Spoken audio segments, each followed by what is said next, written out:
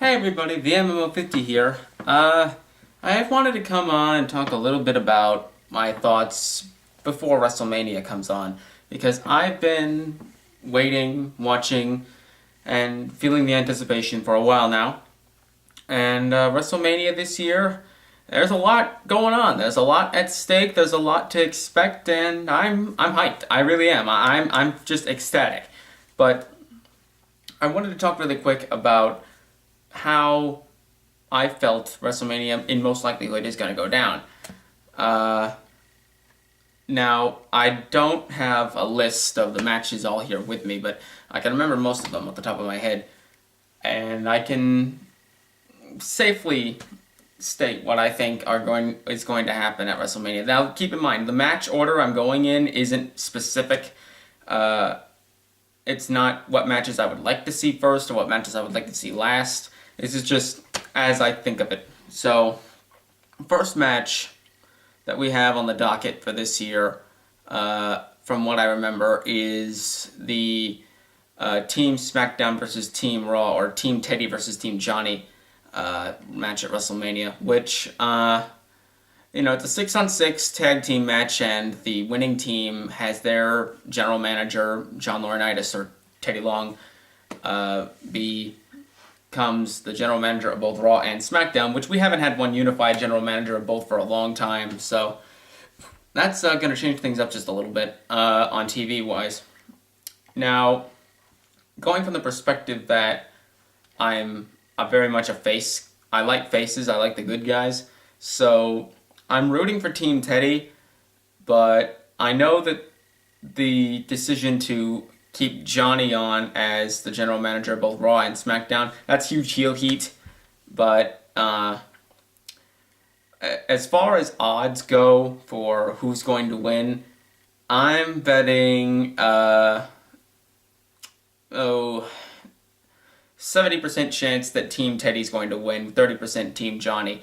That's conservative, actually, because I was going to put it closer to 50-50, but I'm thinking that Teddy has, people like Teddy better, but of course having a heel general manager and a quote-unquote incompetent one at that, like John, will be an interesting setup. At the same time, we also have the fact that Teddy is, he's getting older, but John, I don't know how old John is. I know Teddy's a little bit older. He's been around for a while. Teddy might be taking this opportunity if his team loses to go take a break, spend time with his family, that kind of thing. As to the teams, I think the inclusion of Booker T on the most recent Raw at the time of this recording is a little bit. It's a good move because it gives that experience edge, but I can't really say if it's going to be an elimination style match or if it's just going to be a straight up 6-man tag. It's probably going to be a Survivor Series style elimination tag where whoever gets pinned loses, so it could eventually end up as 6-on-1, 5-on-2, that kind of thing. It could end up in any number of combinations. But I'm betting money 70% wise. Team Teddy's going to win, 7-3. So, what else? We also have the IC Championship, Big Show versus Cody Rhodes for the IC title. I don't think that Big Show is going to win. I mean, I know that they've been pushing, Cody Rhodes being the heel and whatnot. I think he's going to win over the Big Show and get a big push after this, because this might be the thing that helps push Cody into the upper atmosphere of the WWE. He has a great physical ability, he has great work regimen, and I think that he, with a lot more, if given the chance, he could probably go far. I think that the incident where we went through the dashing Cody Rhodes phase into the mask and now the egotistical but still crazy Cody Rhodes, I kind of like that evolution of the character. It kind of feels not necessarily organic, but it does feel very, it's a good chain of events, I guess I could say.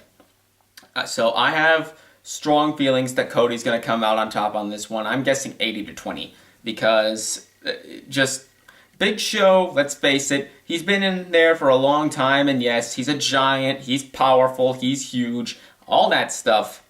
But I think Big Show is probably winding down in his career. It's probably like Andre the Giant, where the longer it went on, closer to Andre, the longer he went on, the more he was going to say, hey, I'm done. I can't go anymore. So, but of course, Big Show doesn't have quite the same medical condition, but Big Show's been cured of that condition. Andre never was cured completely. He still always suffered from problems. Anyway, I think that Cody is going to win 80-20. So if I was a betting man, I'd put money on Cody. That's just me. Besides, Big Show doesn't really need the IC title. So as far as that goes, yeah, I don't think he needs it at all. I think Big Show is going to lose, and Cody is going to get a push after that, or a bigger push, as it were. Because beating the Big Show, is usually a pretty good way of establishing guys being, talented, strong, that kind of thing. Beating a giant, As for, of course, now I have to bring up the tag titles, and Santino. I have to bring up the U.S. title too, because Santino is still the U.S. champion. And he's part of Team Teddy on the Team Teddy versus Team Johnny. He's not defending his title, which I find very interesting. I'm thinking that eventually they're probably going to... They've already merged together the tag titles, and they're going to probably merge together the IC and US championships into one unified IC title, probably.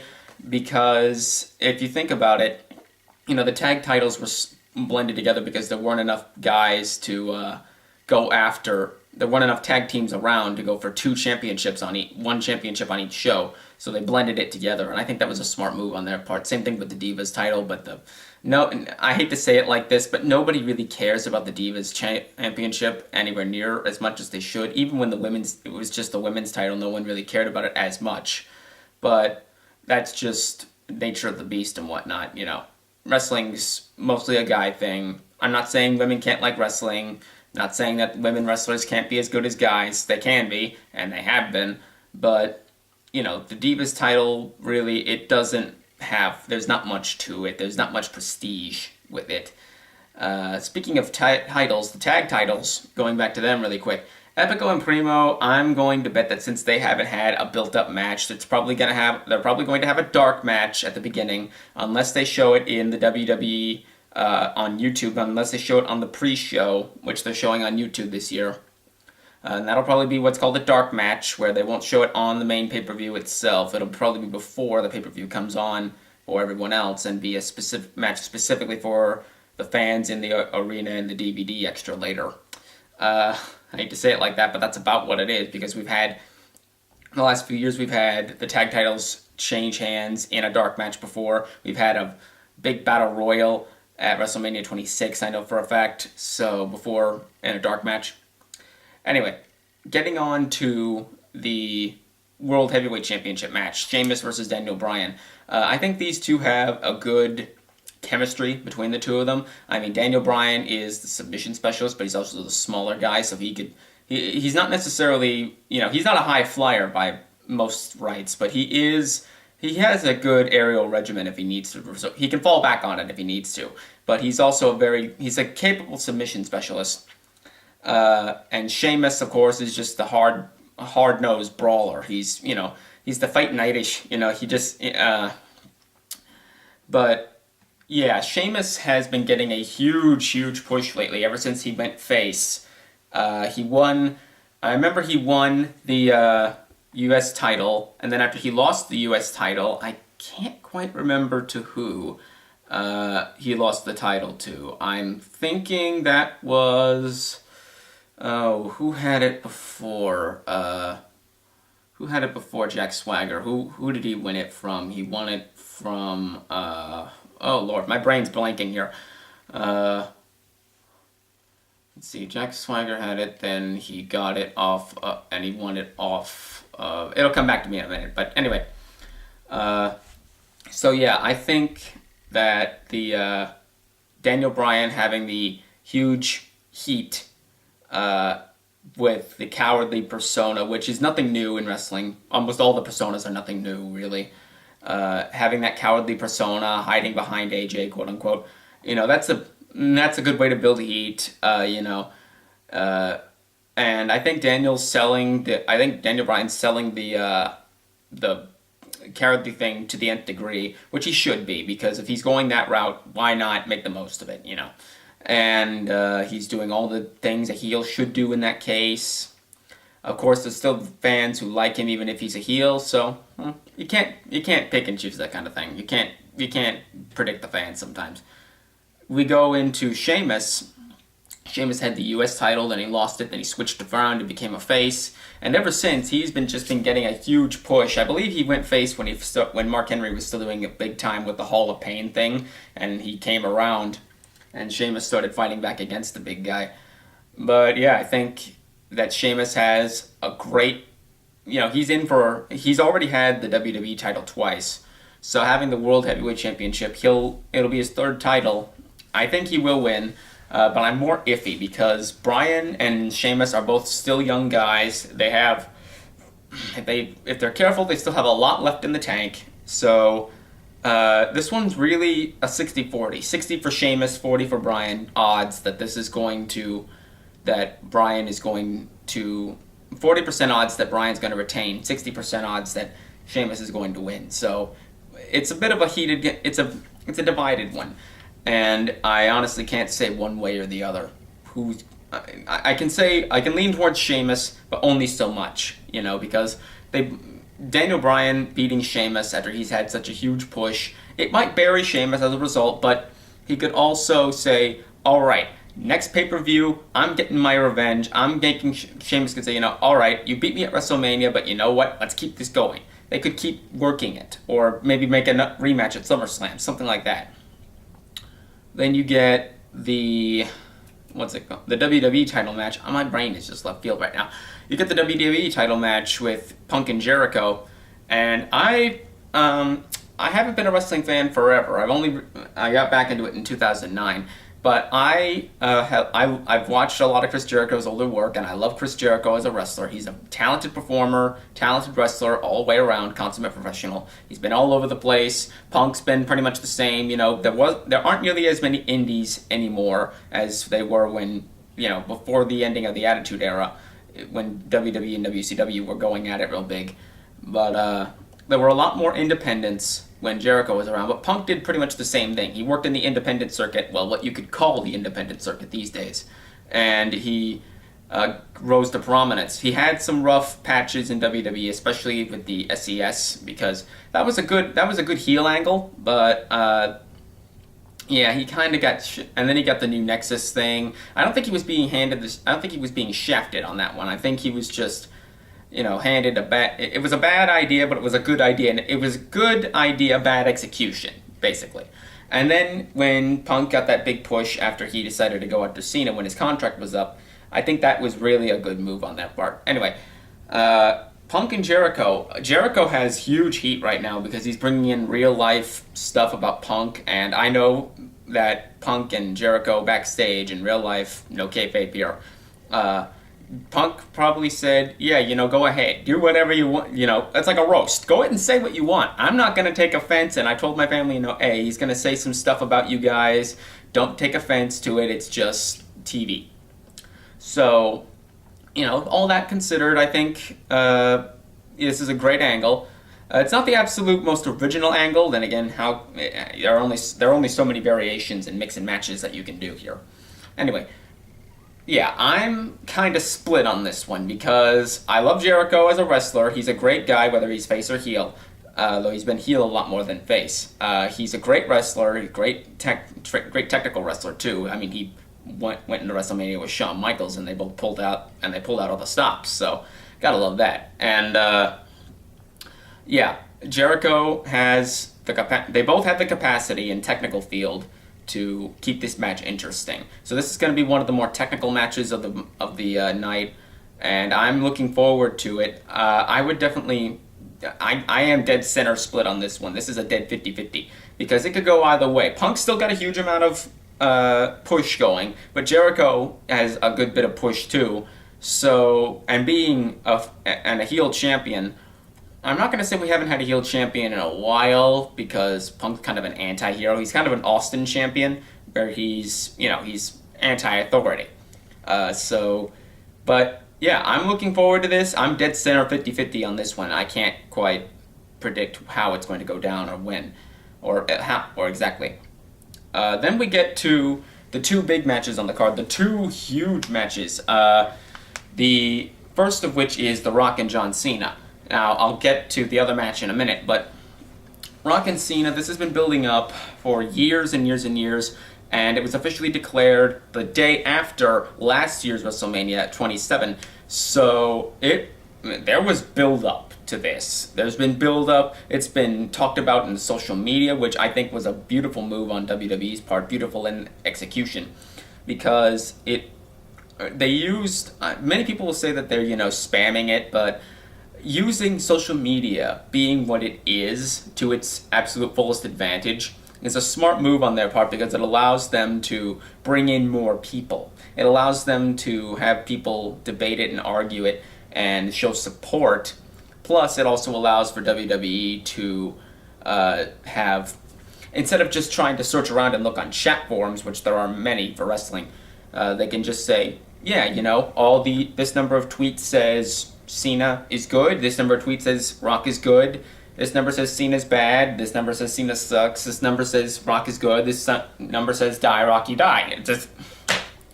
It's so divisive right now. But unfortunately for me, knowing what I know about how this kind of thing generally works, I have to kind of lean towards Cena on this one. Now, I said in another video, I'm probably going to put in a link about here for this, because I said in another video that I thought that Cena was going to win at WrestleMania because it would be like what happened at WrestleMania 18, where Hogan and Rock went at it, and Hogan was the old guard, Rock was the new blood, Rock won over Hogan, and things happened from there, and Rock got a major push. Well, he already had a major push, but Hogan helped put Rock over. I think that if they wanted to, if WWE wanted to, they could put Rock over and get him to win. But then there's a problem, because Cena, say what you will about Cena, he's a good company man, he works hard, he doesn't miss matches, he doesn't, make a big deal out of people hating him. He actually allows people, he actually goes and says, you know what, yes, I know I'm not that liked, but I persevere. I work hard, I do this job, I love it, and if you hate me, you have every right to. It's a free country. So say what you want about me, I'm not going to throw stones at anyone who says anything bad about me, unless there are other wrestling competitors, in which case it's kind of my job to lambast them. But Cena is a good example, I think, of the kind of person the company wants, because he's punctual, he does all the charity events, he doesn't really make any big deal about doing all this stuff, he doesn't really complain, he doesn't miss his dates, and he's good. He's a good role model for the children, especially because the WWE are trying to bring in more children and make more fans and bring in their parents too. That's a good strategy. So on that note, I'm going to give Cena Rock a 60-40. 60 for Cena, 40 for Rock. Now, bear with me. The reason I say that is because I'm thinking what they're going to do, and this may or may not be what'll happen, is that they'll pull what they did at WrestleMania 18, where Cena gets put over, Rock loses, but they both still look great, and Rock puts Cena over and says, I may not necessarily like you, but I gotta admit, you got guts, kid. That's basically where I'm imagining this going. Besides, Rock probably isn't going to be returning to full-time wrestling after WrestleMania. He might come around every once in a while for a special match, so often, but Rock is he still has a lot of Hollywood connections and whatnot. There's still a lot of Hollywood stuff. So being in this match is bringing in a lot of Hollywood attention too. But, Rock is still a movie star, whether you want to argue what movies are good and what movies are bad, and there are some bad ones, some really bad ones. But at least Rock's good enough to admit that he's had some bad movies. Cena's good enough to make fun of his own stuff. These guys have a good sense of humor, and I like that. And I love the chemistry between the two because they're working off of each other so well. But I do appreciate Cena's hard work. I like Cena as a person and as a character. I like the fact that he's a good role model for children, which are very short supply nowadays with a lot of celebrities. Chris Brown, cough, cough. So yeah, very good all the way around. Now on to the last match that has been advertised on the card. The last match advertised is, I'm not going to talk about the Divas match at all because that's just foregone. I don't care. I'm sorry, I don't. Now, if they handled it better, maybe. But anyway, on to Undertaker versus Triple H, Hell in a Cell, with Shawn Michaels as a special guest referee. That threw me for a loop because I did not. Okay, hear me out on this one. I expected Shawn to be. I didn't necessarily expect Shawn to be involved. I expected him to come on and say, you know, you gotta do this. You gotta do this for me and for you and for both of us and for everyone who's ever, all that. I expected that much. I did not expect Shawn being the special guest referee. That took me for a loop, but it's a smart move because who better to call a match than Shawn Michaels? I mean, you've got the fact that Shawn's been beaten by Undertaker twice in WrestleMania. You got the fact that he's faced both The Undertaker and Triple H multiple times, so he knows exactly what they're capable of. He's probably not... I can't say whether he's going to be an impartial referee, but he probably will be. He probably won't show favoritism, and I'm betting he's probably going to get involved somewhere in the match, but that's neither here nor there. So, as to Triple H and Undertaker themselves, I love the video vignettes that they've been doing. I love the banter back and forth, really showing how these two, how Undertaker and Triple H have come from being, you know, they pretty much, their career paths have crossed at some points, but for the most times in their career they've been parallel. And, you know, they both came into the company and both rose to prominence, real big prominence, around the same time. They were both huge in the Attitude Era. They were both huge afterwards, and they're still huge now. Of course, Undertaker being 6'10". Anyway, these two have made their careers in all sorts of matches, and Hell in a Cell match especially. I think that was the perfect, that was the perfect cherry on top of the cake. Let's put it like this. Okay, every year for the past few years, these guys were 40 and up. Let me tell you that much for age. Undertaker was 45 at WrestleMania 25. Undertaker was 44, 45 WrestleMania 25. 26, he was 46. Last year 47, and this year I think he's turned 48. Or maybe he was 44. Point is that he and Shawn Michaels at the time of 25 and 26 were both in their 40s. Okay? And Triple H and Undertaker last year and this year are still both in their 40s. So that means that the last 3 years we've had matches, some of the best matches come from guys who are 40 and up, when an age where most professional wrestlers have already retired at some point. Okay, I'm running out of time on my memory, so I need to speed this along. Okay, so, yeah, this is going to be a great match. If it's not on last, it's going to be massive detriment to the pay-per-view, because who's going to be able to watch after that? I mean, granted, Rock and Cena are probably going to be a great anticipation match, but the match everyone's really looking forward to is the Streak match, and that's just, everybody's expecting that to end up great. So, yeah, I want to say that Triple H has a chance to win, but knowing how much The Undertaker's streak means and how much of the character that is, I'm going all the way with Taker. There's no ifs, ands, or buts about it. I'm supporting Taker. Now, granted, during the match, will I think, oh my god, that was close? Sure, I'll get enthralled with the match, and I'll get captivated and caught up in it probably during the match. But as it is right now, I'm fully anticipating that The Undertaker will win, and I'm a fan of The Undertaker. I'm a fan of Triple H. I love them both as wrestlers and characters, but I have to go with Undertaker. Full stop. Just, that's all there is to it. Thank you so much for watching this video. If you did, obviously if you didn't, you wouldn't have seen it at all. Thank you for thank you for listening to my ramble. If you want to put your opinions on what happened here below, go ahead. Obviously, once WrestleMania is over, this video will be, have proven me right or wrong. Let's hope. So I'll be making another video in a few days after WrestleMania is over to state what I thought about the pay-per-view. Anyway, thank you so much for watching. I have to get going now. Goodbye.